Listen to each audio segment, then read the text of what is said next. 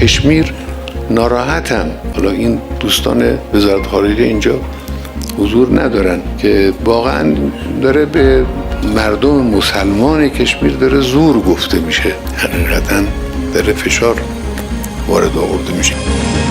یه سیاست منصفانه‌ای بایستی برای این مردم نجیب که در اون جا هستن در پیش گرفته بشه از سوی دولت هند. با دولت هند روابط خوبی است، ولی این انتظار و توقع رو داریم.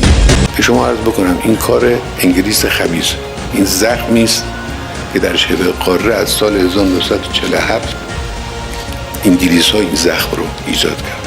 از همون اول که داشتن خارج می شدند و هند و پاکستان، این شبه قاره به دو قسمت تقسیم شد، هند و پاکستان، از همون وقت این زخم کشمیر رو اونا اینجا کاشتن و گذاشتن و تعمد در این قضیه داشتن این زخم خوب نشه و همیشه بین این دو کشور مشکل و اختلاف و دعوا وجود داشته باشه. خب این هم عوارضشه دیگه، فشارهایی که روی مردم میاد.